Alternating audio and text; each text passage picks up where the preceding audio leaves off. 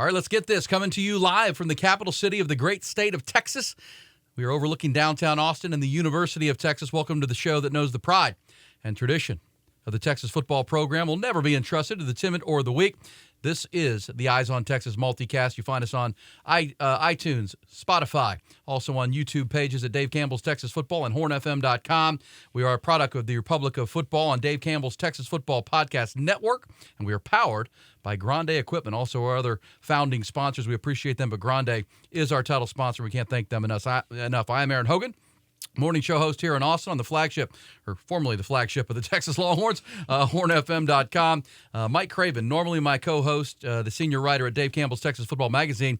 Mike is out on assignment this week. He's covering American Athletic Conference Media Days and the Big 12 Coaches School, so he'll be back with us a couple of weeks. He's on assignment the next couple. But let me tell you, this is the multicast that keeps you on top of all things Texas football on a week-by-week basis, powered by Grande. Grande Equipment, our friends Wes Murray and Weston Murray and the team, locally owned independent equipment contractor company that has been serving Texas and the world's equipment needs since 2004. They're local, but man, they're independent and playing the big leagues. They're online at grandeequipment.com. They're huge Texas fans and would love to serve you with whatever project you may have. Eyes on Texas multicast is also available to watch weekly on the Dave Campbell's Texas Football, or their Big Time Football YouTube page, also on HornFM.com, the YouTube page here in Austin, and available for download through iTunes and Spotify. Let's fire it up. Let's get this thing going. Now, normally, as we say, we have our buddy Mike Craven in the house. But look at this. I mean, we break our multicast into 4 quarters like a football game. So coming up in quarter 2, we will have all things Big 12 Media Days with Mike Craven. He'll get us a full recap. He was there for 2 days and covered everybody. In our third quarter, it's time for our college football spicy takes presented by our friends at On Point Spice Company. Got shots fired from the deputy commissioner of the Big 12 at Texas and Oklahoma on their way out of the conference. The big question will be in our spicy takes. Should Texas and Oklahoma be concerned whether they're going to get a fair shake and a level playing field in 2023?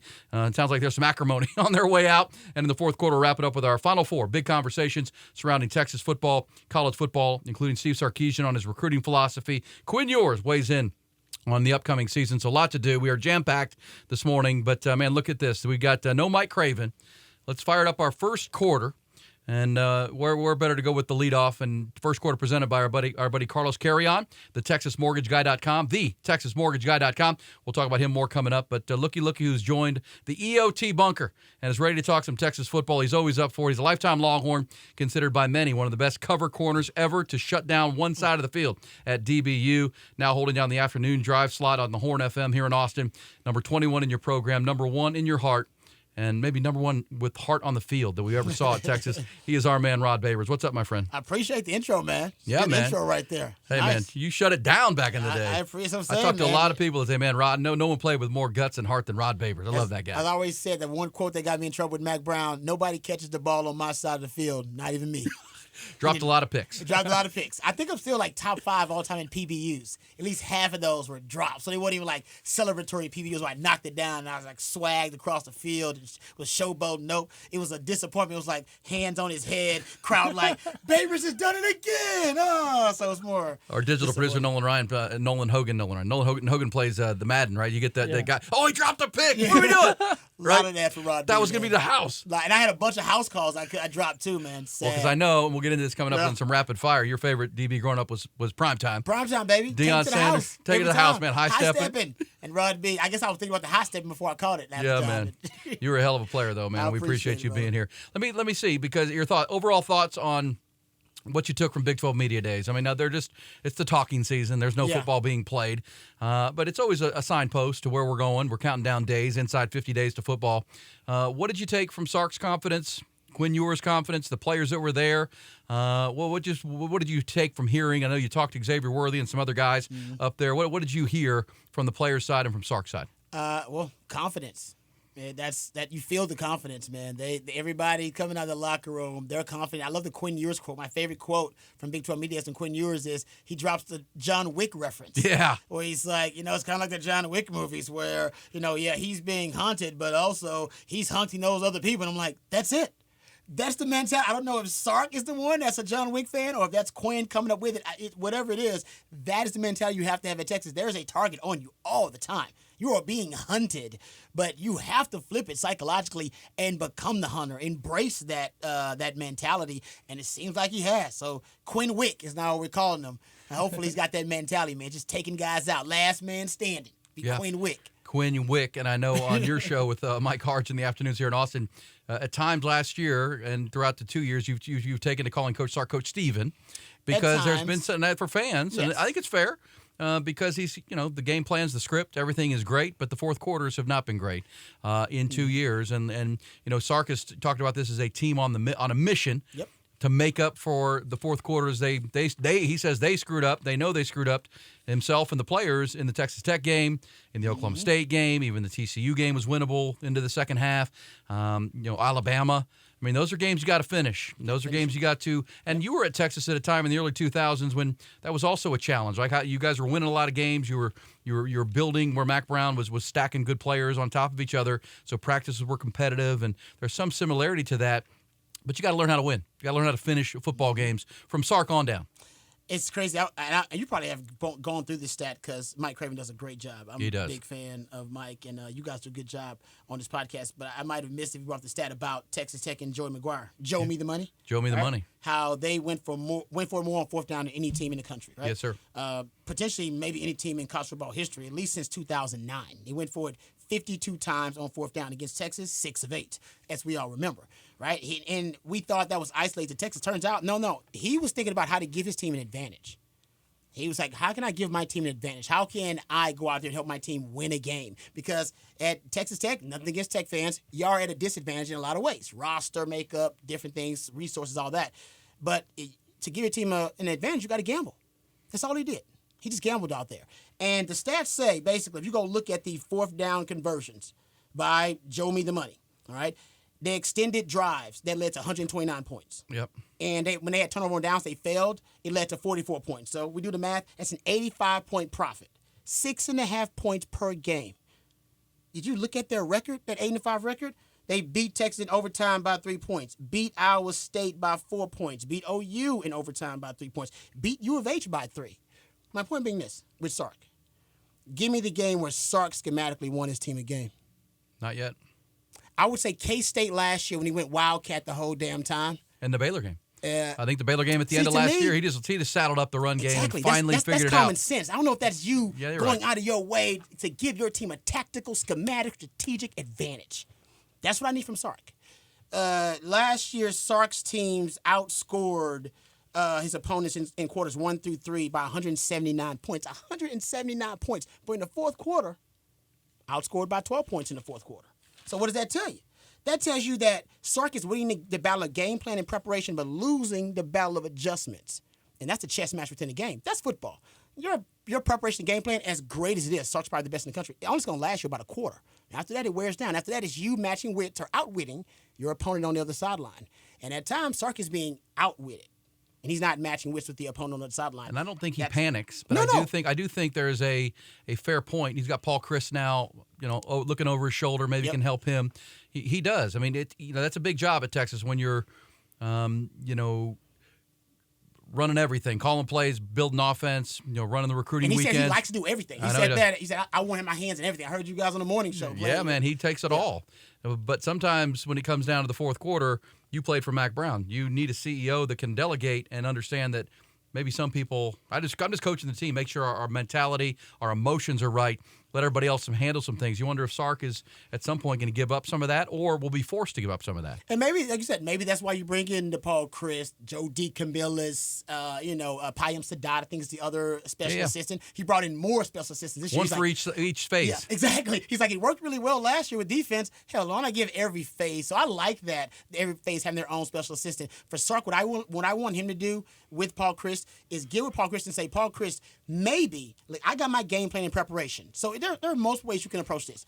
He does game plan and preparation all week long, right? So he doesn't even actually need to even call those plays, in my opinion. You actually can let somebody else call those plays. You going through the script all week. You're practicing script. Everybody knows those plays. The problem you get is when you're off script, when you got to go improvise as a coach, when your script doesn't work, which is rare for Sark. I would ask Sark, let somebody else call the plays, whether that be, hell, you can let your offensive coordinator A.J. Milwee or Kyle Flood. You can let Kyle Flood do it. And then you spend those 2 quarters in between, because basically that'll be the first quarter, trying to psychoanalyze what the opposing coach is doing and trying to anticipate adjustments and come up with creative counters for the fourth quarter. You just basically are getting ready for the fourth quarter. All right? And you can, like I said, you can still take over play calling once your script is done if you want to, but there's something off. There's something disconnected. In game. The creativity, right, and the ingenuity we see to start the game is not the creativity and ingenuity we see to end the game. He's losing it somehow. And it's like, is it writer's block? Like, what's happening? Why? I always say play the hits. Why does he play the hits? How many times we see Sark with a play in the first quarter that's amazing? We go, that was an amazing play. Everybody was fooled. It was great. Moving parts, motion, all these shifts. I love it. And then we never see it again. Like, Sark, bring it back. See if they learn how to defend it. If they did, great. If they don't, you got to. Well, and that's the beauty of a Sark great play. There are 5 options on every play. Yes. Just because they stopped the one thing doesn't mean there's not another one. I totally run agree. it again. I don't. Run it again. He doesn't want to do that. He's like, no. That was my one baby. I'll use that again another time. He's like, no, play the hits, brother. Well, and I do think, and I'll defend Sark, Coach Steven, on this. I do think he's intuitive enough. He's thoughtful enough that he's thinking about these things. I think the numbers you have, I bet he knows. In his sleep, right? He's thinking about it. He's like, man, how am I letting these games get away? And the fact that he talks about the fourth quarters, they got to get better, and he's telling us we blew them. Mm-hmm. He's not saying the players. He's not saying they did it. He's saying, Bijan fumbled in overtime at Tech, or Quinn had a bad game. Now, I think Sark probably should have. I was at the Oklahoma State game. I probably think Hudson Card should have played in that game. I agree with you. Quinn was off the whole day, and the wind was howling. He'd never played in that stadium. Injured hand now, we know too. Yeah, I probably would have gone to Hudson and win that, because I think Sark is, I think he's trying to build this in his vision of where it's going, but I think he's realizing now, screw the design points, the style points, win the game. Win the game. Yep. To your point of Joey McGuire, which is what he did at in the Baylor game. That's right. Win the game. He's like, you know what? Screw my offense. It doesn't look sexy. I'm just going to win the damn game. Well, we could go on and on about those topics with our buddy Rod Babers, who's in the house, and can't thank him enough. He also has his own podcast that is must-listen radio, the Longhorn Blitz podcast with Jeff Howe and Matt Butler, that drops every week. It's been going on for a long time. I think it's the GOAT of Texas football podcasts. We're only trying to be there. That. But Rod giving us a segment here to talk about. Let me talk about the DB room in specific while you have you. Let's do it. Because you're a DB, played corner. I think it's one of the most improved areas of the team, just on depth. Mm-hmm. Young guys growing up, a Terrence Brooks or a Jalen Gilbo or a Jade Barron and Jaron Thompson really becoming veterans. And you add Jalen Catalon and Gavin Holmes and Ryan Watts a year ago. Give me your thoughts. You played on some great DB rooms at Texas. Where do you rank it on the pecking order of strengths of the Texas football team, the DBs? It's crazy because they didn't get any preseason Big 12 recognition. No. None of the Texas DBs got any love. And I think the one that jumps out to me, if I can pick one player, now I'm not talking about Jalen Catalon because he actually wasn't on the team last season, but he's an acquisition, so we'll get into him. But Jade Barron, man. Playmaker. When I watch him play, let me just tell you like my personal experience watching guys. I'll give you a stat first. I did a deep dive on this. He had 11.5 tackles for loss this year. 11.5. Do you know that he's the first Texas DB that I found in the history of the program to lead the team in tackles for loss? Oh. No Texas DB has ever done it. No Texas. I went back and looked at how often Texas DBs were able to get double-digit tackles for loss. Michael Huff did it twice. It doesn't happen a lot. I think it's happened like 6 times in the whole program's history that I found. And the last time a DB had 11.5, at least 11.5 tackles for loss, you got to go back to 1978. I think it was Ricky Churchman. Way before. Wow. Long time. So just showing you how aggressive this guy is. We're talking about a passing era they were living in. I was, when I was in the NFL, talked to Dre Bly. Dre Bly was one of my heroes. Mac Brown told me I was going to be the next Dre Bly, which was a lie because Dre Bly's hands were amazing. Caught everything. So I was not the guy. But Dre Bly taught me about being a football investigator. One of the greatest lessons I've learned about football. Basically, you are a football investigator, and there are clues all around you. And you got a bunch of them pre-snap. They always say quarterbacks say pre-snap reads, but so do DBs, right? The alignment, down in distance, the formation, the personnel package, all those different things, right? Tons of different clues and hits you're getting. And you got about 30 seconds to diagnose it and figure out, all right, I'm going to narrow down the ways a team can exploit me to about 3 or 4 plays. Based on my film study, based on my preparation, based on all of that, all the clues that I'm gathering. I'm a football investigator. And once you narrow down those 2 or 3 or 4 plays that they can run on you and they're going to try to exploit you with, some guys, once they have the post-snap diagnosis and the post-snap read, they immediately believe what they see. They believe it. There's no doubt in their mind. They believe it and they're going. That was not me. I played with guys like that. I played with Nathan. Nathan Vasher was that. Nathan Vasher saw, he's like, oh, they run double slant here. I'm picking this double slant off to the house. I would see the double slant and go, they're running double slant here. I got to get the upfield shoulder to make sure I'm in the right position because I don't want to give up the big play. I played with fear. I had fear, and there's nothing wrong with that. A healthy sense of fear because I didn't want to give up the big play and get cussed out by Casey Hampton on the sideline. But some guys don't play with that fear. It's not ingrained in them at all. They have no fear. All they see is the evidence of their film study, and then it's confirmed in the post-snap, and they go. That's Jahdae Barron. Yeah. He go. That's why he's there so fast. He's like, how did he read that screen so fast? Football investigator, and he believes everything he sees, which is good. But next year, they will be hitting him with double moves and hitch and goes and slant and goes. And you're stupid if you don't because he's so damn aggressive. Well, I got to see if he's disciplined with that aggression. And I heard him at Big 12 Media Days. He's one of the 5 Longhorns who were up there and asked about the 11.5 tackles for loss and all the big plays he made. He gave credit to PK. Said, PK put me in great position. Well, that's a humble kid, right? He did a lot of work on that. That was everything you just said. You can see it. Well, I mean, in baseball, that's tipping pitches, right? You're looking for something. You're looking for a pitcher telling you what's coming, or the way they've shifted the outfield or the infield. They're telling you things. Same thing. Clues out there. They're clues, and you're just looking for an advantage. You're looking for your advantage because everything happens so fast. So, Jahdae Barron, Jalen Catalon, you got Jaron Thompson in the back, Keaton Crawford bringing his speed to safety. I know that was a big push last year. Sark wanted more because they were so slow as far as DBs go in the safety position. Oh, yeah. Remember Will Howard ran away from him in that K-State game? So they wanted more speed there. And you wonder if a guy like Keaton Crawford can really become an impact player as he starts to trust what he's saying more and more. Such a great athlete. He is. And I wonder, they believe now they got 3 starting safeties, right? They got Jalen Catalon, who's got NFL skill set. He's fantastic. I would play him more in the basically as a center fielder. I wouldn't have him in the box as much because he gets banged up. And he's small. I try to keep him, as a center fielder, but, they're going to use him in a lot of ways. Keaton Crawford, they saying he's demanding starting reps now. And, of course, you got the elder statesman, Jaron Thompson, been in the secondary longer than any of these guys. And I think that Texas this year maybe, because we don't necessarily know who the starting linebacker is going to be opposite Jalen Ford. We like the young kid, Anthony, what's his name? The young linebacker. Oh, Anthony Hill. Anthony Hill, thank you. Den Ryan, yeah. He's going to be the one probably coming off the edge. They're going to try to, Micah Parsons him a little bit. Kind of expedite his development. Yes, multifunctional too. But I wouldn't doubt if you saw some dime package this year. Didn't see a lot of dime, which is 6 DBs last year. Everybody in the Big 12 is playing the 3 high, 3 down, which gives Sark all types of trouble. You see TCU run it. You see Iowa State popularized it. Hell, Texas Tech's even running a lot of it too. Oklahoma State. Texas only ran it, I think, in one game I saw last year. And that was against Texas Tech. I wouldn't doubt there are some situations this year that they would trust their 3 safeties because they know Jaron Thompson can come down and bang in the box. They trust Jalen Catalon to do that too. And they may go 3 safeties if they don't trust those linebackers enough to get the job done. And think about you got Jahdae Barron playing in a nickel, and you trust Ryan Watts. The other question is who's going to be that field corner. That's kind of the big question mark in the secondary. Every other place, they are solid all across the board. Well, and I want to ask you about that second spot, but give me your thoughts on Ryan Watts in year 1 as the boundary corner. Big guy, plays that short side, is physical. He can take that side away. What'd you see from him in year 1? Loved it. He's great at the line of scrimmage, but he's not great downfield on the route tree. So basically, once you get downfield on him, that's when I think he doesn't have loose hips, so he doesn't turn as well, doesn't get out of his breaks as well, but he's so physical with line of scrimmage, there's a good chance the quarterback has moved on in his progression if he is really effective rerouting the wide receiver, and that's why they like him on that boundary side. They don't give him a lot of help, so that's why, they depend on him to really reroute and take away the receiver initially and force that quarterback to go through progressions, like get away from that boundary side and go somewhere else. But if that boundary side is the late read or it's the 3rd or the 4th read and that quarterback gets through progression, that's where I worry about Ryan Watts because I don't think downfield he's great. Michael Griffin says he needs to play at safety. Yeah, and I wouldn't doubt in the league he is a safety. A big guy, 6'2", long arms.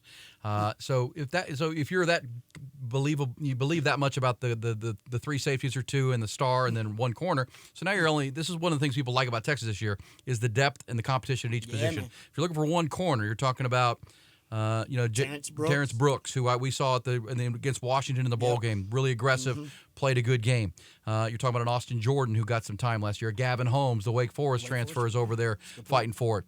Jalen Gilbo, even though he's more of a star and a safety, they think he has corner skills sometimes. But that may work out. They have to. If the other guys don't work out, Jahdae Barron's your other answer. Yeah, right. And you move him out there if you trust that either a Jalen Catalon can come in and be a nickel, or you like Gilbo's. development so far. So they got options. And the Gavin Holmes one, kind of like Catalan, we just haven't seen him. But he started for 2 seasons in the ACC. He's awesome. Already one of the fastest players on the team. He's legit. So this really can go from what I think was a bit of a weakness last year, especially when they started to take some injuries. Gilbo got hurt, and all of a sudden you got Michael Taff on the field as a freshman trying to figure. Hey, Taff Daddy, man. Love Taff, man. Hey, you don't get Arch if not for Taff Daddy. No, he's changing his number to 16. He's joining Arch. He's the defensive 16 now. Okay. Now, it's also a tribute to a former Westlake teammate who died in a car accident, it's also Arch's number. So there you go. Yeah, I heard they're really close. They're BFFs, man. Yeah, they're BFFs. Has he got the scholarship yet? No, he did. Remember they gave it to him last year. Okay, I'm about to say that he earned that scholarship. He earned it. He earned it. All right, Broad Babers, man, we go on and on, but DB's a strength, right? I mean, defensive and the other thing I think you will say about the defense, I listened to you so much about your football terminology and your football breaking down of teams. The center of the Texas defense. The central nervous system. It's strong. Defensive tackle strong. Yep. Jalen Ford, preseason defensive player of the year. He just talked about safeties. That's usually the foundation of a pretty good defense when you're solid up the middle. Yeah, because the D tackles, that gives you a numbers advantage because you want guys there to demand a double team. Right? And football is just a numbers game at most rudimentary level. You're just trying to get numbers advantages inside, outside. They allow you to win a numbers advantage because they're going to double team, hopefully a Byron Murphy and Tavondre Sweat. So we win the numbers advantage up there. And then we talk about the central nervous system on the back end. That's all about communication. That's why football IQ is big for Sark, right? Because we need the safeties and the linebackers to be able to communicate the defense to everybody else there. And I love that Jaron Thompson, his senior statesman, is going to be helping the young safeties out. He'll get them lined up. He'll get everybody in the right place. Your only weakness right now in secondary is that field corner. By the way, ask the Cowboys about it. Cowboys had a top 5 defense and had a hole, right, a black hole in that defense because the cornerback position opposite Trevon Diggs was a liability. They went through like 6 different corners to fill that spot and decided, you know what, we got to trade for Stephon Gilmore. No matter how good your defense is, my man Shannon always said this, they don't have 11 dogs. They ain't got 11 elite players. There is a weakness on that defense. They can't help it. Yeah. Everybody's got one. You just got to find it. For Texas, it's that boundary. It's that outside corner. Unless a guy like Gavin Holmes or Terrence Brooks. I like Terrence Brooks. I think he's going to be the guy. Yeah. Well, he and Ryan Rotz went to the same high school a couple years apart, but they're good buddies. That's right. Yeah. Trying to steal the DB high title from Houston Lamar. That's right. I see that. Huh? Yeah. Well, I remember Ryan Watts transferred from Ohio State, and Brooks was committed to Ohio State on signing day and flipped. Hey, anytime you get a player from Ohio State, do it. Do it, baby. Rod, real quick, some rapid fire, and we'll let you get home. I know you just did a long radio show. Your favorite DB of all time is primetime. Deion, that's why I wore number 21. Supposed to have number 2, but Tim Brewster, he sold me a bill of goods. That's my dog. I love him. Who's next? I mean, for primetime, it's probably most everybody of your age that saw primetime. Is there another one? Oh, man, that is good. Rod Woodson has got to be in there, man. Rod Woodson was awesome. Off that corner, then switched to safety late in his career. Charles Woodson. How can you not say Charles Woodson, man? Yeah, Heisman, baby. Charles Woodson was so swag, man. He wasn't the Heisman. I don't think that was He played 20 years in the pros. Yeah, and then, he switched to, from corner to safety to nickel. Played nickel at the end of his career. I don't know if there's a more versatile DB, honestly, in the history of the NFL than beat Peyton for the Heisman. Who beats Peyton Manning for the Heisman Trophy? What? Charles DB. Wilson. And you know what? Nobody talks ish on that either. Everybody's like, nah, that's Charles Wilson. Nobody talking ish on Wilson. He was dude. He's a dude. Who's the best DB you ever played with? College DB. Damn. It's impossible. I know. I played with Huff and Griff, but they weren't mature just yet. I mean, Huff blew up the year I left. He was still a good player. Nasty Nathan Vasher was man. It was so he had no fear at all, and he had football instincts that he came in as a receiver out of high school. He had football instincts that were just otherworldly. I never been around a guy that could play the game like Nasty, as natural as he did. That's the best DB I ever played with. It was. Best wide receiver you faced in college, you had to cover. I played a couple of first rounders. Oh, I'm saying a lot about this. I didn't face him, but I wish I did. We got beat by Texas Tech in 2002. Everybody got hurt that game. Derek Johnson gets hurt. Nathan Vasher, Mark. We had 4 starters go down that game, and we had, like I said, Nathan Vasher went down. And Wes Welker lit us up. That was a Wes Welker coming out party. Yeah, man. And to this day, I was playing outside. I was playing the outside corner. And they just ignored me for the most part. I was an all Big 12 corner. I was considered pretty much a badass. And I should have demanded. And Ja'Day Barron did this past season. He went over to the defensive coach and said, I'll play the corner spot. I'll go out there and play it. And he played it because remember, Ryan Watts went down. That's right. And he went out there and demanded. He's like, nah, we getting eaten alive. Put me out there. I'll stop the bleeding. And I should have went over there to Coach Akina. He let me do it. I said, Coach Akina, I got him. I'm taking Welker. I'll take the slot. I got it. I know all the assignments. I'm our best chance. Will I get cooked? I don't think so. But it is Wes Welker. Less than we are now. Less than we are now. In retrospect, I'm like, well, it was Wes Welker. He could have dropped my draft stock a little bit because they're cooking you, boy. But I would have had a better shot at it, and I should have did it. I'm the reason that we fell short in that game. That should have been Rob B, man. I should have stepped up, and I didn't. That still haunts me to this day. So that's not my best receiver. That's the one I should have. That's the one that you hang. Yeah, that's you hold in your heart yeah, there. it is, man. So when you left Texas with a ton of talent, there were young guys coming. When you got to your first NFL full speed training camp, what were your thoughts? I remember thinking to myself that, holy ish, I'm not like top dog on the food chain athletic anymore. Even when I got to Texas, I was still athletic. I was like, I can go with anybody. I can run with anybody. Everybody had my level or better of freakish athleticism. It was, you know what I mean? Like that. In Texas, like I said, we're recruiting the top level athletes. I played with Roy Williams and Quentin Jammer, great players, high picks in the NFL. But I could hold my own when you get to the league. That's I'm the base level. Yeah. I was the base level of athleticism. I was like, I was a freak everywhere I went, but I was the base level of athleticism. They got, I mean, it's an unbelievable league of X-Men. It's superhumans at every position. And your eyes open real fast. Yeah, but this is the crazy part about it. I know we're going long. Crazy part about it is perfect. that those are not the guys that was the most impressive to me. Like I said, I remember Dre Bly, love handles, probably ran a 4.65 by the time I got there. Love Bliss. And now he's coaching for the Lions. Yeah, he is. He's back coaching the Lions. And I love Bliss. I used to watch Dre Bly, 4.6 and love handles and all. And had a little pudgy belly. Like he just wasn't cut. One of the best DBs I've ever played with in my life. He taught me a lot about the game. I would watch him cover Randy Moss on a post route. And run with him stride for stride. I think to myself, this is not possible. Yeah. Randy Moss was a 4.2. I know Blaze, I'm sure he says he run a 4.4, but still, it ain't possible. He shouldn't be able to run with Randy Moss stride for stride. But the mental part of the game, if you can have your mental acumen and your football IQ increase as your physical skills deteriorate, that's how you become a professional in the league. That's how you last more than 3.5, 4 years. That's how you get a second contract. Because your skills, Father Time is coming for us all. As we know, he's undefeated, or she is undefeated. But if you can just, you wanna fight Father Time off for a little while, that's how you do it. This right here, the football IQ, I played with a lot of guys. They didn't, but once they're third, fourth, fifth year in the league, they didn't have the physical skills they once had, but they were always ahead of the game, and they were still quick to diagnose plays. And sometimes they tell me, man, I'm better now at breaking on routes than I was when I was a youngster, not because of my physical skills, because now I see it. Yeah. I already know the route combination before it's coming. You've seen it so many times. Seen it so many times. You have so many almost reps. perfected the craft. Yeah.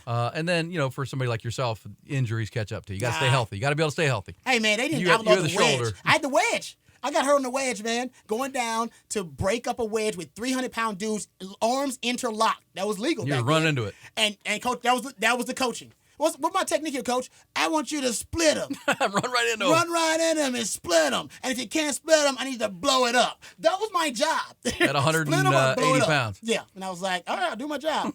Probably should have thought a little bit more about that. Reckless. Was Randy Moss the best freak you ever saw as a receiver? On the or is there someone else? Yeah, Randy Moss is probably it, because in that division, I got a chance to see Randy a little bit. And saw Terrell Owens up close and personal. He is also one. And Steve Smith.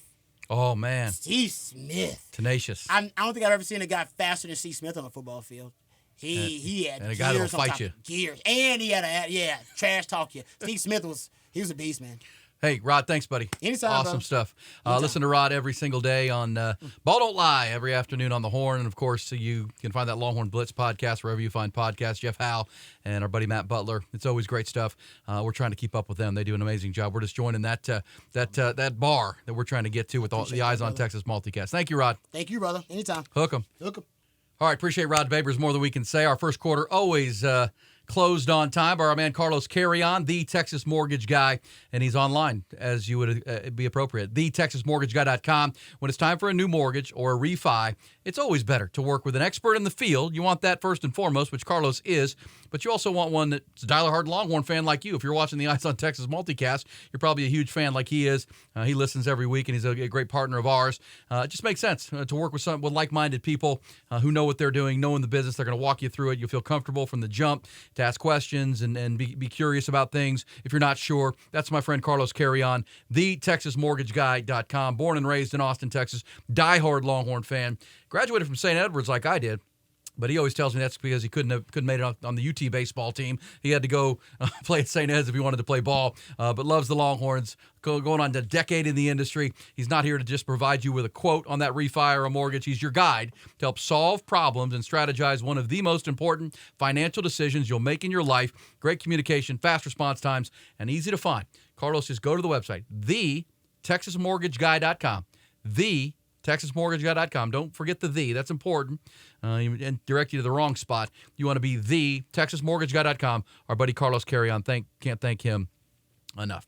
All right, it's time for our second quarter, and that's always delivered by the Good Times and Incredible Scratch Comfort Food at Hayes City Store and Ice House, an absolute destination location in Driftwood, Texas. Tell you more about them coming up. But second quarter, hard to follow up that Rod BABERS first quarter. That was pretty great stuff.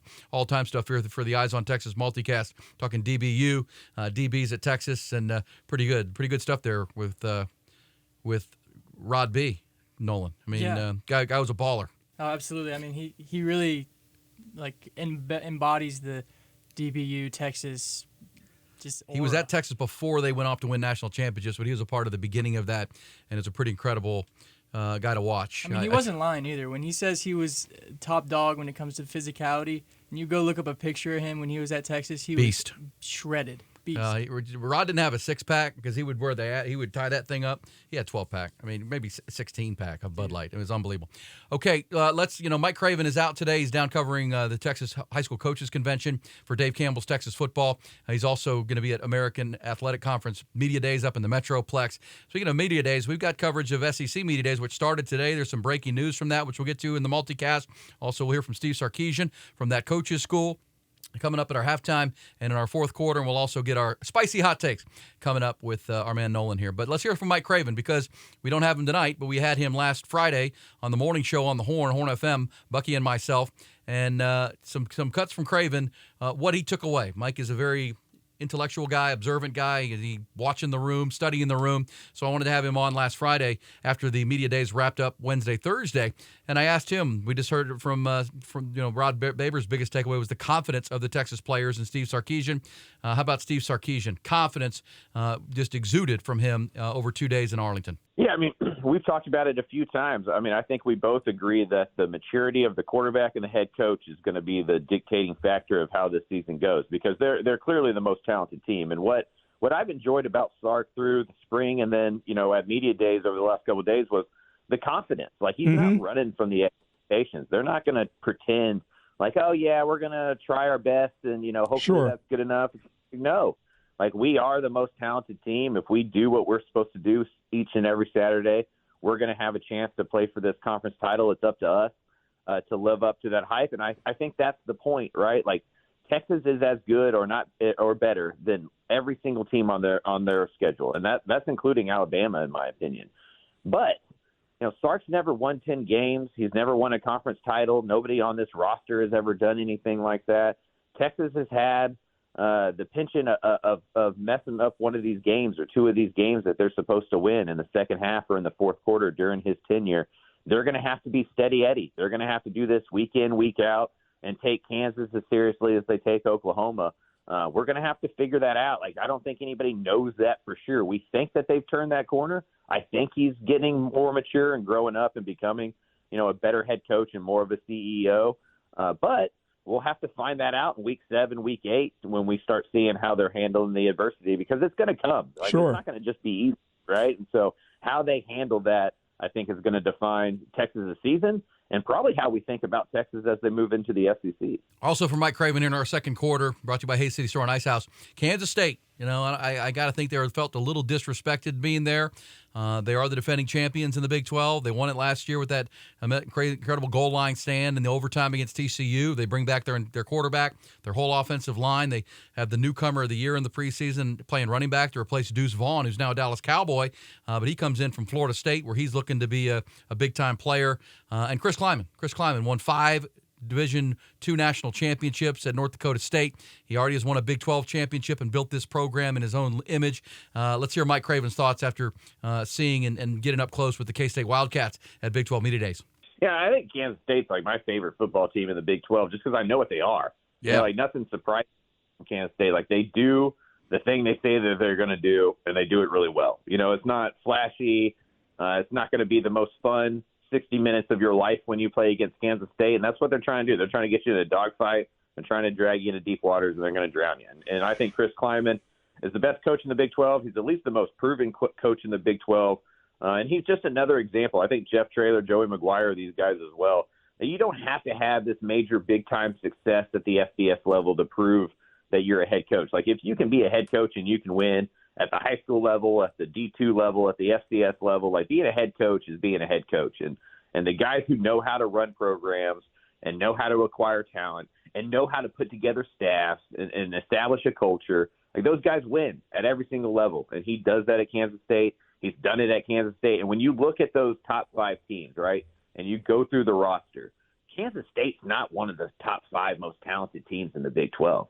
But we all assume that they're going to be right there at the end of those things because they're talented where it counts, and they play really good football, and they're deep. And you know, in college football, that goes a lot. If we look at 2021, we look at 2022, it hasn't been the most talented teams in the Big 12 that have won it. It's been, you know, the most together teams, the most experienced teams, and the toughest teams, and Kansas State checks all those boxes. All right, so you have Texas and K-State as the favorites in the Big 12. We knew that going into Media Days. Texas Tech. A lot of confidence, right? They come off an 8-win season. They beat Texas. They beat Oklahoma. They beat Ole Miss in a bowl game. Won their last 4 games.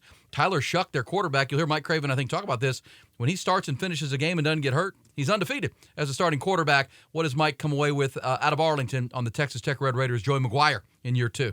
Yeah, I mean, they bring back all 5 offensive starters, plus they add 2 transfers that played for Zach Kitley at an all-conference level at Western Kentucky. So, you know, that's obviously a jump up, but, you know, they feel like they have 7 or 8 offensive linemen. And when's the last time Texas Tech had 7 or 8 offensive linemen that they thought could really play? And then you move on to the defensive line, and they have the best 2 pair of defensive tackles in the Big 12. I mean, no disrespect to Devondre Sweat and Byron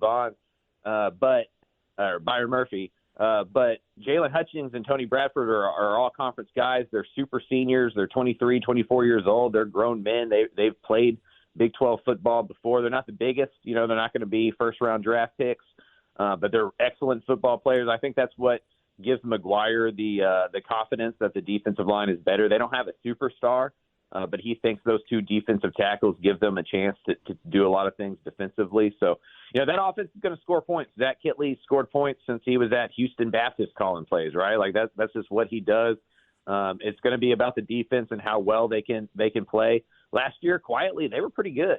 And so if they can stay, you know, middle of the pack to above average defensively, and they take another step forward offensively and can keep their quarterback healthy, you know, I think Texas Tech has a chance to be a dark horse candidate to win the Big 12. The problem is it feels like everybody thinks that they're the dark horse candidate to win the Big 12. So, like, they're not going to sneak up on anybody. That's going to be different in year 2 than it was in year 1.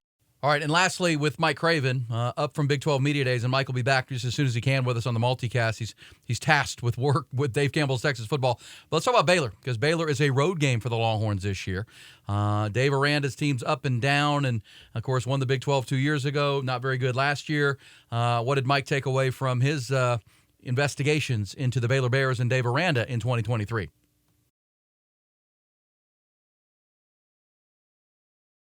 Yeah, no doubt. It's an odd number year, and if you go back and look at Baylor over the last 10 or 15 years, they've done randomly really well on odd number years. So that, you know, they got that working for them. You know, I think what's interesting to me about Dave Aranda is how self-reflective he is and how honest he is about mistakes he thinks he's made. And, you know, he's been open about, you know, I didn't attack the portal the way I should have. I thought if I said yes to a kid in the portal, I was saying no to a dude on my roster, and I didn't want to do that. And they struggled, and they struggled especially on defense. And so, he fired his mentor. Ron Roberts is his dude, and he fired him after the season because they need to get better. They need to get younger. They need to get, new ideas in there. They went and got Matt Pallage from Oregon, who has history at Baylor, to kind of freshen up that defense. And so, you go back and you look at 2021 Baylor, they weren't blowing guys out. They weren't scoring 40 points a game. They were winning hard-nosed, close games where they were winning the fourth quarter, playing really good defense, coming up with timely turnovers. They have to get back to that, and they hit the portal really, really hard. Byron Vaughn's an old Texas name to come off the edge. Mike Smith, middle linebacker from Liberty, is going to be a day one starter. And so, he kind of reverse pivoted there, and he thinks that's going to be the difference. What I wonder, though, is I think the Big 12 is better top to bottom than it was in 2021 coming out of that pandemic year. And so even if Baylor is better, I don't know what that means. I don't know if they're ready to compete at the top. But somebody outside the top five has moved into that top each of the last couple of years, and Baylor is as equipped as anybody else other than the top five to go do that if Blake Shapen can take that next step. That's our second quarter. Mike Craven's recap of 2 days of covering Big 12 Media Days for Dave Campbell's Texas Football, and of course, us here at the Eyes on Texas multicast, powered by Grande Equipment. Our second quarter on the EOT is always delivered by our people at Hayes City Store and Ice House in Driftwood, Texas, open for business every day, and they're ready to serve you and your family. It's amazing to get out there and see the big groups of people come out for birthday parties and anniversaries because it is a destination location with that scratch comfort food, unbelievable environment. They're open every day, offering seating on their beautiful patio under the canopy of oak trees, their outdoor ice house and sports bar. And, that Scratch Texas comfort food is what people come back for again and again. They've got the best chicken fried steak you'll eat anywhere. The wood-fried pizzas of all varieties, kind of 12 inchers that are just perfect for you and maybe one other. House-ground burgers are to die for. That bacon jam burger is always a huge hit. Truck stop enchiladas. They have 53 beers on tap as well. Full bar, and both inside and outside. It's 8989 FM 150 in Driftwood, Texas. Hayes City Store and Ice House. The complete mouth-watering menu is online at HayesCityStoreTX.com. That's TX. That's Hayes City Store, TX.com. Whether you're in Wimberley, Dripping Springs, Driftwood, Kyle, Texas, Buda, Texas, or coming from wherever, take your friends, take your family, get out to Hayes City Store and Ice House. Also, want you to try their new restaurant, Travis and Tamara Tyndall. They have Taste on Main, downtown in Buda, a little bit away from that Hayes City Store. Taste on Main in downtown Buda, Main Street. You're going to love it if you love steaks and seafood and the raw boy and the oysters, elegant drinks. It's a great location, but you don't have to go into downtown Austin and find parking and get in the dark steakhouses. It's a great environment right in downtown Buda. Save yourself some time. Get out there and see them at Taste or Hayes City Store and Ice House. All right, time for halftime. Of course, we break the AUOT into 4 quarters, and we do have a halftime. And as we've said, once we get to the football season, we'll have a special guest every week during the season to catch up with a lifetime Longhorn, what they're up to now, where they're at, what they're doing. That'll be every halftime segment during the football season. And our halftime is brought to you by One Source Gas, your one-stop shop in Central Texas for all your gas products. We'll tell you more about them coming up. But in our halftime, we're going to hear from Steve Sarkisian. We've got a couple of elements we're going to hear from Sark because he's been busy. Did his visit at Big 12 Football Media Days last week. Also was down in Houston at the George R. Brown Convention Center last night. Well, we'll record on a Monday night, so Sunday night, with the Texas High School Coaches Convention and their coaches school. And he was there and shared a lot of thoughts. He got deep with the Texas high school coaches. I thought this was a good one. This is Sark going deep on his roster-building plan when he got to Texas. Obviously, he took over for Tom Herman. And if you know Tom and you know Steve, you know that they have different philosophies on a football roster.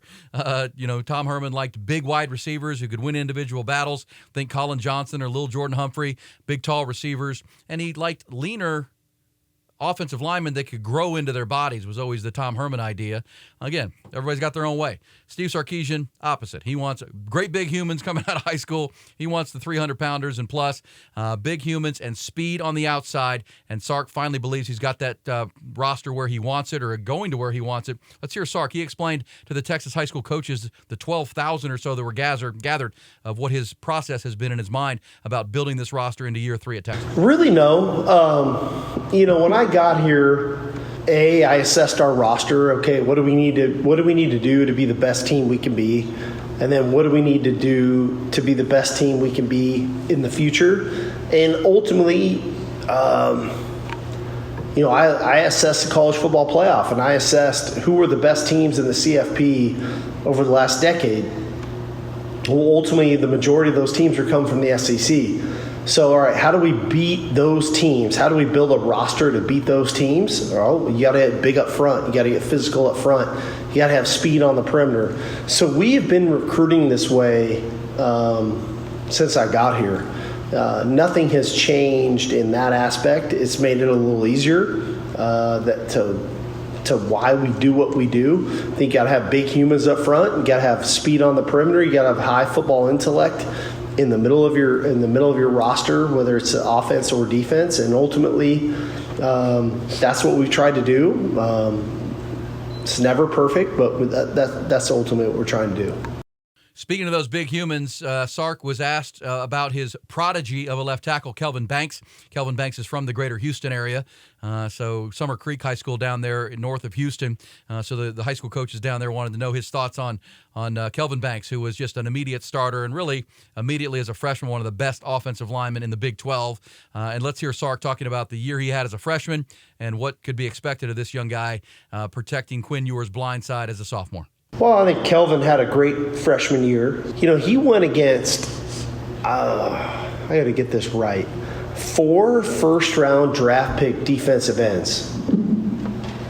And I'm going to be remiss if I leave somebody out, but I'm going to take a run at it, and then somebody help me along the way, okay? So he went against Will Anderson. He went against Tyree Wilson. He went against Felix the Cat from Kansas State. He went against Will McDonald from Iowa State. 0 sacks. So I think the guy's got A, elite talent and ability, but B, the maturity that it takes. I mean, it's unique because everybody talks about you have to graduate early and coming out of high school and get there early. He didn't. He came in the summer. And when he arrived in the summer, he continued to work and do what he needed to do, and ultimately he became a starter. So I do think the sky's the limit. He's cut from the right cloth, man, and we're fortunate to have him. And finally, in our halftime segment, it's brought to you by On Source Gas, or One Source Gas, I should say. On Point Spices are coming up. One Source Gas. Coach Sark weighed in on the future of the 12-team playoff. This is interesting. Everybody wants to know, where is this thing going, right? You got 4-team playoff this year. Texas and Oklahoma are headed to the SEC next year, which we'll talk about coming up in our fourth quarter. You also have USC and UCLA going to the Big Ten. And then, of course, the 12-team playoff comes online. And Sark was asked about how he sees this playing out. Is it more fair? Is there more parity to have not just 4 teams, but 12 teams who can get into that tournament and compete for a championship? Well, I think the future era gives everybody the best chance, right? The fact that we're going to 12 teams here in a year, I think provides opportunity. I don't know how it's all going to work. I don't think anybody knows how it's all going to work. We're going to be in the SEC a year from now, and what does a 3-loss SEC team look like as it pertains to a 12-team opportunity to be in a playoff? So all that, nobody really knows. But what I will say is we're closer to creating parity for everybody. If you go way back in the day when I was a kid, in the bowl games and everything was slotted and so on and so forth, there was no mid-major that ever had a chance to play on New Year's Day, right? I mean, New Year's Day when I was a kid, that was better than Christmas morning. I get to watch all these games and the Rose Bowl parade and all this stuff. And then we adjusted to a 2-team playoff, and then we adjusted to a 4-team playoff, and now we've adjusted to a 12-team playoff a year from now. So it's created more opportunity. But is that the best? I don't know. And I don't think anybody knows what the 12-team playoff is going to look like. Really, it looks good on paper, but ultimately people are going to have to make tough decisions. So, but I think we're headed in the right direction, quite frankly. All right, there's our halftime. Little Steve Sarkisian deep dive stuff with the Texas high school coaches over the weekend. Again, we'll have more with Sark coming up in our fourth quarter here on the Eyes on Texas multicast, powered by Grande Equipment. Hey, One Source Gas, though, brings you our halftime segment. They are your compressed gas leader here in Texas and in Central Texas. They provide compressed gases such as CO2, nitrogen, oxygen, propane, and many more to various industries in the great state and around Central Texas. One Source Gas is your lead CO2 provider if you're in the service or hospitality industry. We're also serving the medical industry as well, and many, many more.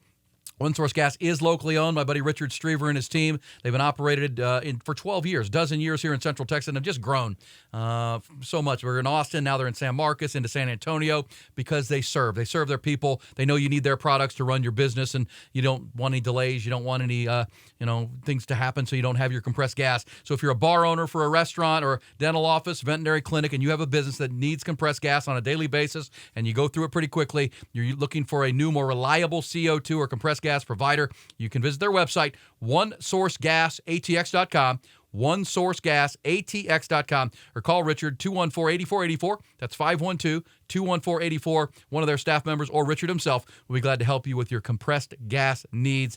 Can't go wrong. onesourcegasatx.com. All right, third quarter time, and it's flavored, seasoned, and spiced up by our friends at On Point Spice Company, a local small business started by my guys, James Joseph and Adrian Ruiz.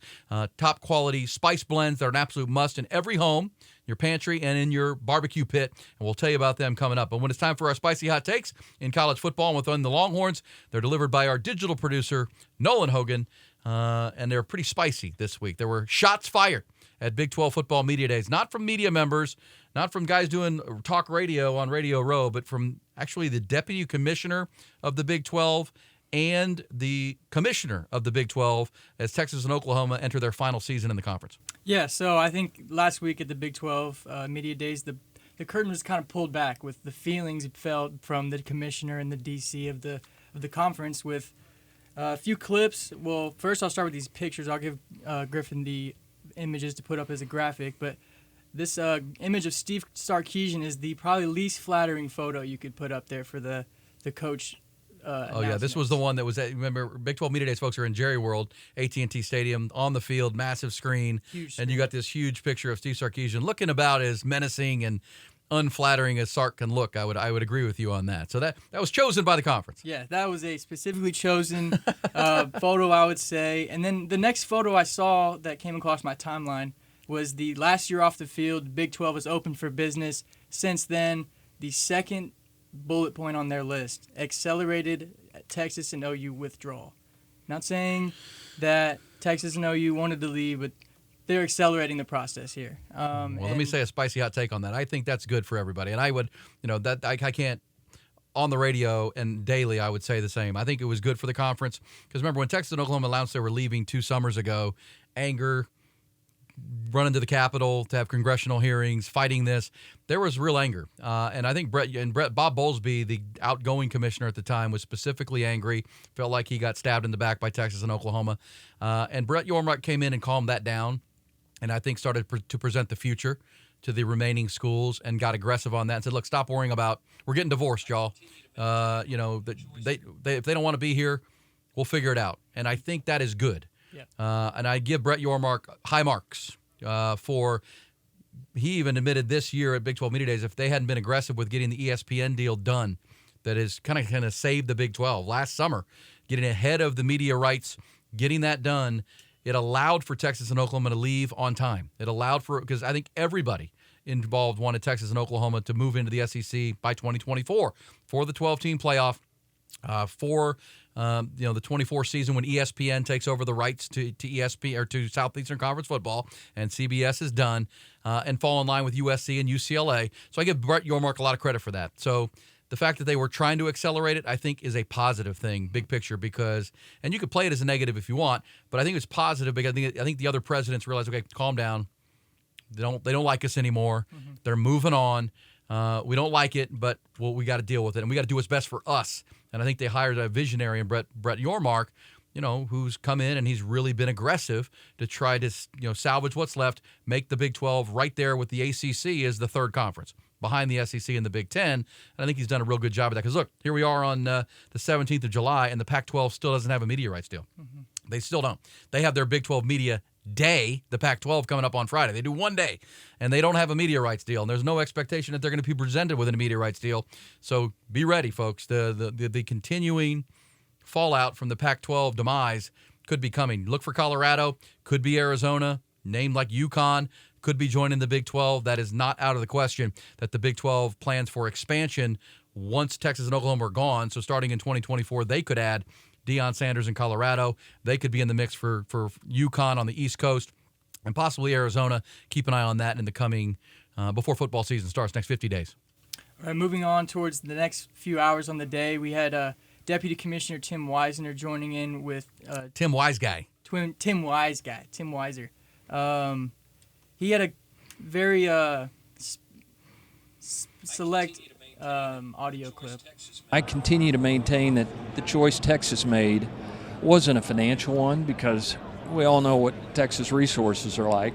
I think theirs was more about affiliating with a group of schools that on a given Saturday they would rather get beat by Alabama than they would Kansas State or Florida than Iowa State. Or, that I think was really what was driving the way they looked out down the road.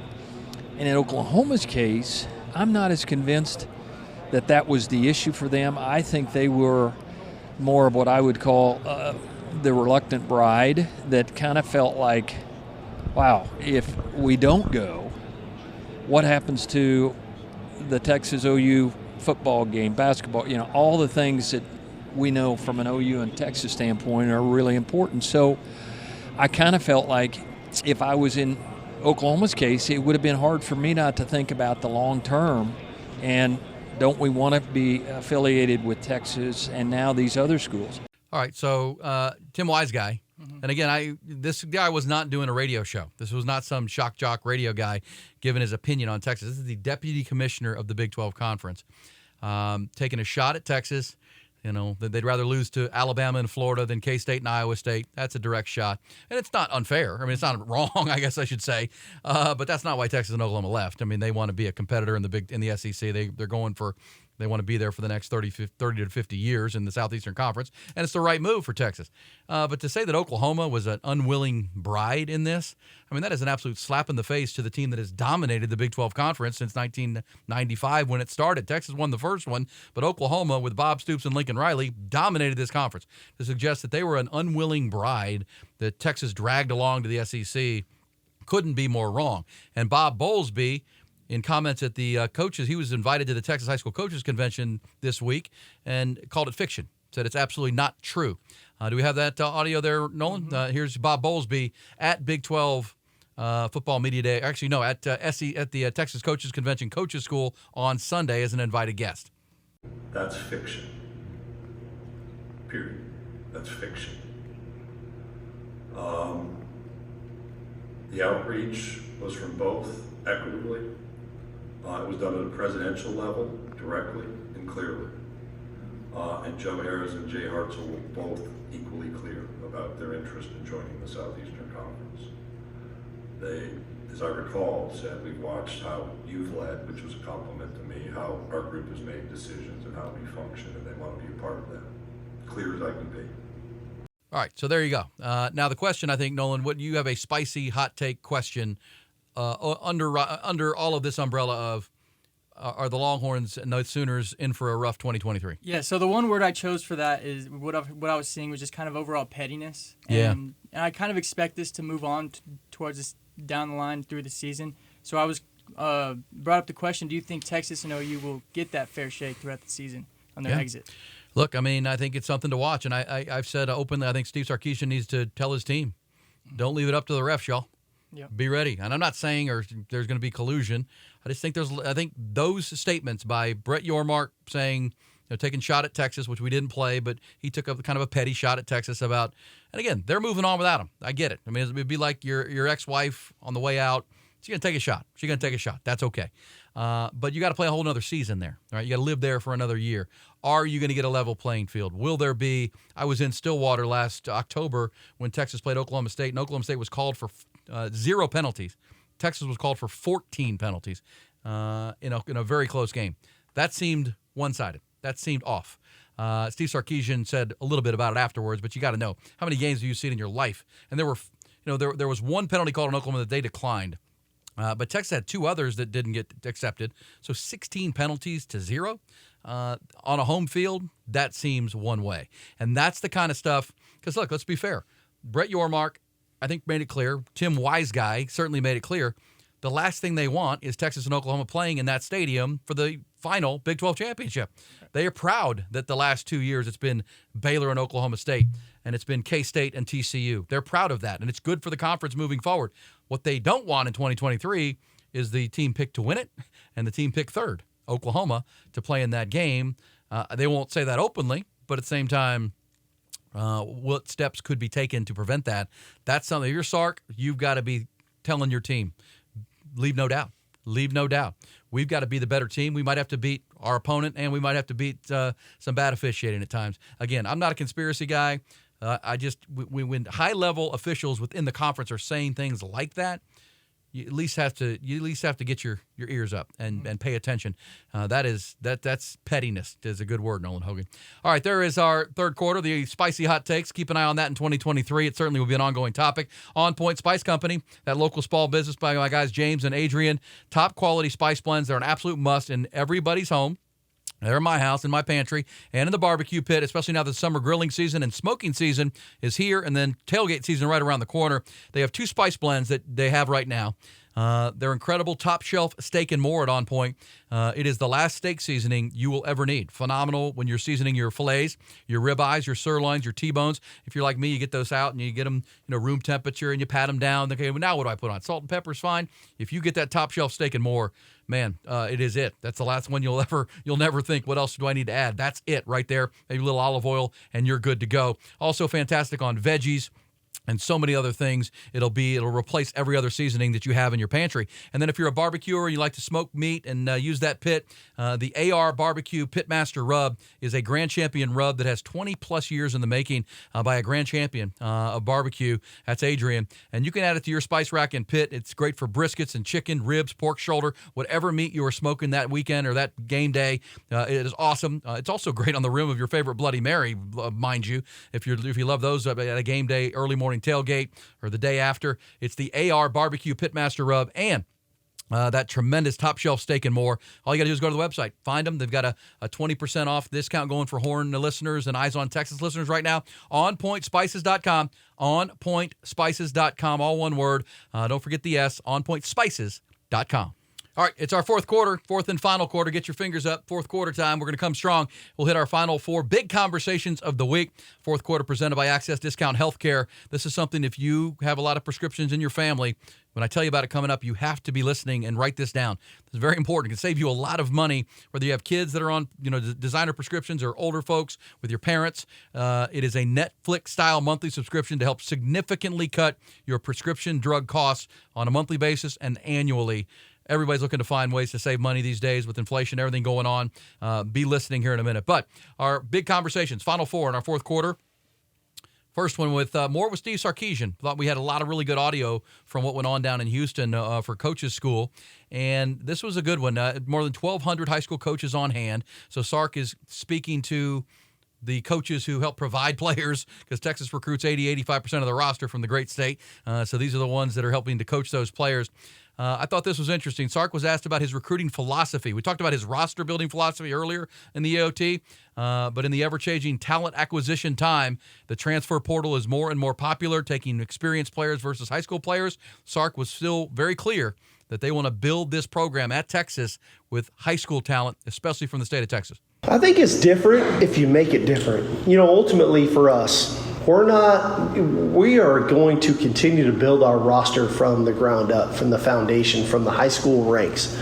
That's why high school recruiting is so important to us. That's why this is so important to us.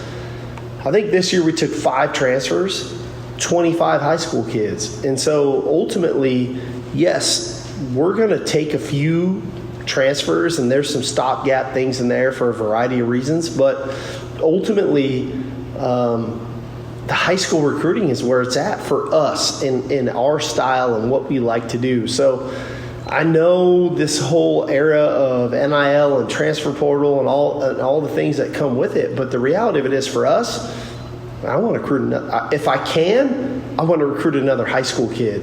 Now, there may be times when we can't. I have to have another corner or have to have another defensive tackle. Then you go into the portal and you make that work, and you do the best you can to make that work. But the reality of it is, for us, I would much rather prefer to recruit the high school rank. So there you go. 25 high school players, 5 through the portal, and those 5 through the portal were targeted players. They were looking for Adonai Mitchell, A.D. Mitchell to bring depth to the receiver room. Targeted Jalen Catalon. They targeted Gavin Holmes from Wake Forest to bring more depth to the cornerback position, as we talked about earlier with Rod B. They targeted the guys, the punter, Ryan Sandborn from Stanford. That's a guy that can punt, kick off. A 4-year starter at Stanford. That's a guy that can remind you of a Cameron Dicker, who can do a lot of things for you for Jeff Banks and that special teams. So targeted transfer portal players, but still going to build this team with top 3 recruiting classes, and a lot of them in the great state. And to that point, Sark was asked in front of the Texas high school coaches here in our fourth quarter about, just how important those high school coaches are when it comes to delivering quality talent to the University of Texas and other schools that are ready to play. Well, I think first and foremost, the coaching is impeccable. What the high school coaches do in this state is incredible. I think when we get them, they're so much more well-versed to accommodate to what we do and what we ask of the players. The competition is incredible. I will say that. I think about what's going on in the state championship games at the end of the year and what these guys do to get their teams ready to play in those games. But then, for me, I go out in January and I kind of bebop around, and I'm getting in weight training sessions and different things. I'm watching guys work. It's across the board. It's not just the teams that are playing for state championships. It's across the board. These guys work, and these coaches have an impact on these young men, and that's why I want to celebrate them. That's why I'm here, because the impact they have on young people's lives, which is why we do what we do, is incredible. So I commend everybody for the job that they do. It's not easy, and not everybody's making a bunch of money. And they're doing it out of the goodness of their heart. And I'm very appreciative of that because, man, I said my son is a freshman at UT right now, and he had a great high school coach, and he was lucky. And not all of them get that. But when you get a good high school coach, they start kind of laying that foundation for what it's supposed to look like in your future outside of football. And that's why we do what we do. All right, also in our Big Four college football conversations, we got to double back on Quinn Ewers, because that's been a big conversation. Quinn Ewers, we talked about it with Mike Craven in our second quarter. Just the maturity of Coach Sark and the maturity of Quinn Ewers are going to put the ceiling on this team. If Sark is mature to what Rod BABERS talked about, those fourth quarter adjustments, finding a way to be better in those fourth quarter situations, and if Quinn Ewers has matured to the point that people say he has, he's improved his body, cut his hair, he's working his tail off, he's taking a leadership role with this team, then this can be a very high ceiling team, because there are not a lot of boxes they don't check in a lot of places on this team. And Steve Sarkisian has built a coaching staff with continuity. He's added special advisors at every level of the team, and this should be a real good team. But Quinn Ewers obviously is a focal point. Let's hear from Quinn Ewers at Big 12 Media Days last week in our big fourth quarter conversation. His comfort level. He sat down with the guys from the Horn on radio, from Radio Row in Arlington, and talked about just how more comfortable he is this year as opposed to last year at this time. I mean, yeah, obviously it's going to grow whenever you've been in the system for a year and you've known guys that you've been around them for a whole year, and you've made great friendships. I mean, it just makes everything a whole lot easier. Definitely comfort level has gone way up for sure, even in the weight room and out on the field when Coach Beckton's got us running. So, I mean, it's just been a whole lot easier for me. All right, so there's comfort. He's certainly that. How about confidence? Because there were times last year that Quinn Ewers didn't look real confident. The Oklahoma State game stands out. The Baylor game where they completely abandoned the passing game, just handed off to Bijan and Roshan. We don't have any confidence in our passing game right now, and that wasn't just Quinn. There were some protection problems in that Baylor game. Xavier Worthy was dropping passes, but that think about the Washington game in the Alamo Bowl. that confident Quinn Ewers. Struggled a little bit early, missed some throws, but at the same time, boy, he was not the reason they lost that game. He played winning football in that game. The Oklahoma game last year, obviously, the beginning of the Alabama game before the injury. Can that confidence level continue to grow on a consistent basis? Here's Quinn Ewers last week. Yeah, I mean, it's definitely growing for sure. I feel like I've had a great spring. I had a great spring ball and winter, and summer workouts are going great. PRPs are going great. I mean, it's only growing. So I'm excited to see where I'm at after fall camp. And I couldn't be more excited for this year. I'm ready. Also, everyone wants to talk about the quarterback competition, which is fair, right? I mean, you've got competitors. Rod Babers was just with us here earlier, and he is as competitive as any athlete you'll ever be around in any realm. But this is the quarterback room. It's got Malik Murphy. It's got Arch Manning, which is the name everyone's talking about.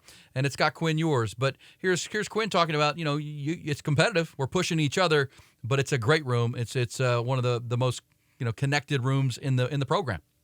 Yeah, it's definitely accurate. But the whole QB room, I mean, I'm so blessed to be in such a good QB room. I mean, nobody's trying to, find ways around or throw somebody under the bus, and there's none of that. I mean, we're all in it together, and we have such good time. Those are like my best friends on the team. So, because I'm with those guys all the time, and we get along so well. It's rare, honestly, for everyone to kind of be the same and act the same.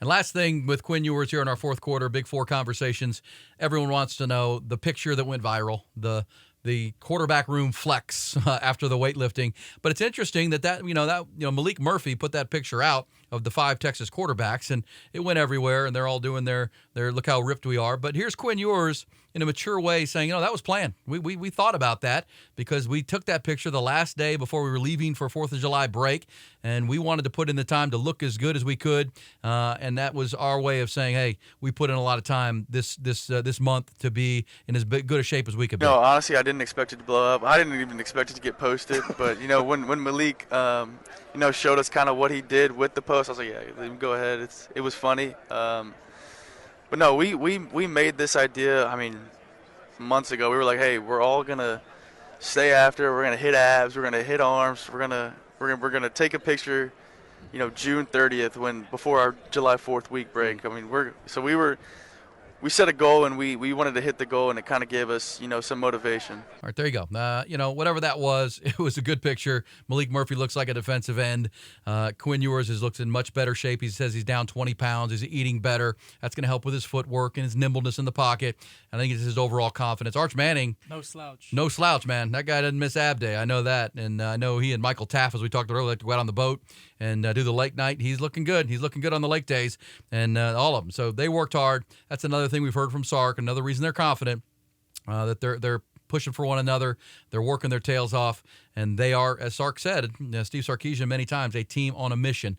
We'll see if they can accomplish that beginning in about 47 days when this football season starts. We record this podcast and multicast every Monday night, so if you're listening to it on a Tuesday or a Wednesday or a Thursday, that's when we record it. And as we say, during the football season, we'll have 2 editions of the multicast, Monday and then again a Thursday edition that will drop on Fridays, previewing each week's game. Obviously, the Monday edition will recap whatever went on the weekend before. Thursday will be a preview of what's to come. Looking forward to that here on the Eyes on Texas multicast, powered by Grande Equipment. A couple other quick ones from college football. We taped this show on Monday night, as we just mentioned.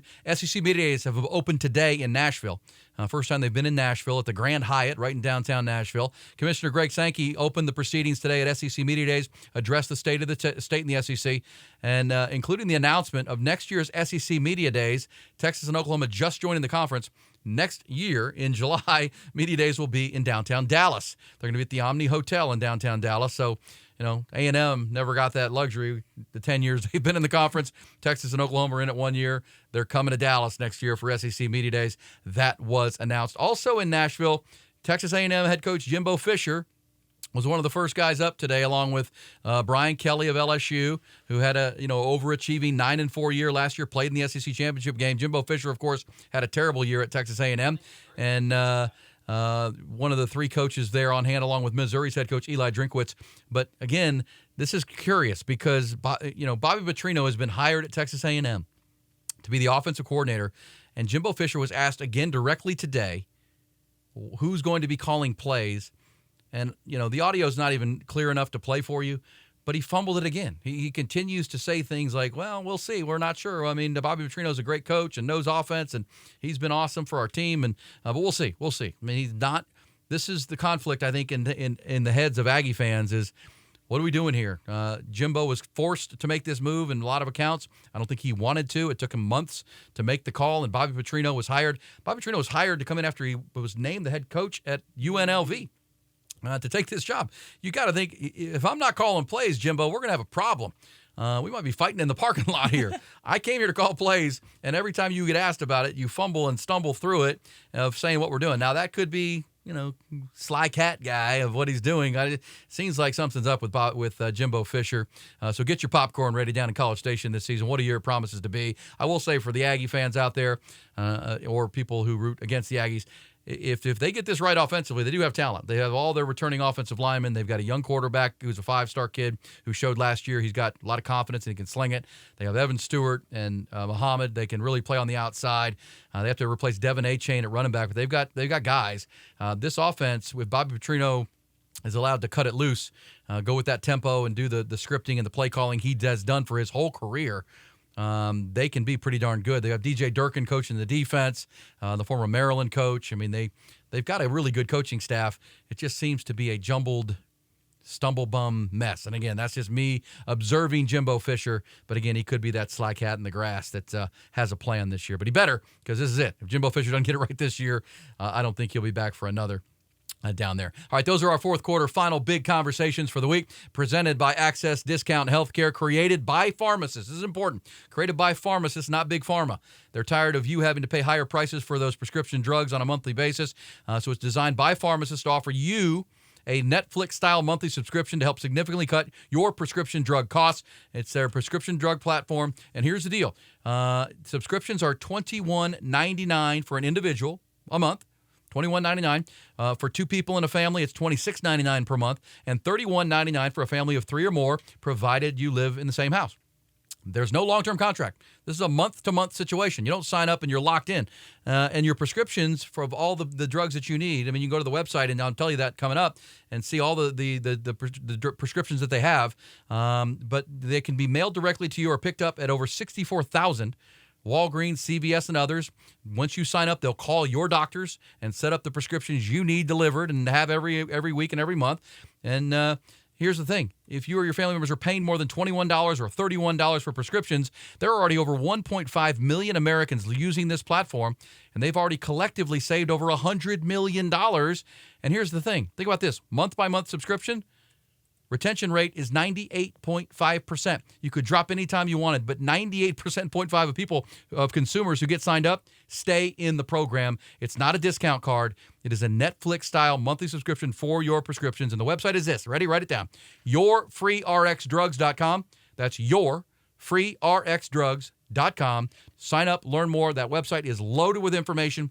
Every question you have rattling around your head will be answered. It's YourFreeRxDrugs.com. Check it out today, and don't. You'll thank me later. I promise you. If you're paying a fortune on prescription drugs on a monthly and an annual basis, YourFreeRxDrugs.com. All right, that's going to put a wrap on another edition of the Eyes on Texas Multicast. Thank you so much to our founding partners at On Point Spices and One Source Gas and Hayes City Store and Ice House, TexasMortgageGuy.com, Carlos Carrion, and, of course, YourFreeRxDrugs.com. But our title sponsor is our friends at Grande Equipment, Wes and his team. They are tremendous. They're a locally owned independent equipment company here in Central Texas. They have served the world's equipment needs since 2004. Whatever your project, large, small, heck, you'd be building a whole highway, which a lot of you aren't, but if you have a project at the ranch or the lease and you need heavy equipment at your house, they are your choice and always have been. They're nimble and independent and small, but they play in the big leagues on a global level at Grande Equipment. And Wes and his team are the best since 2004, going on 20 years now. At GrandeEquipment.com, they're absolutely the best. Love them.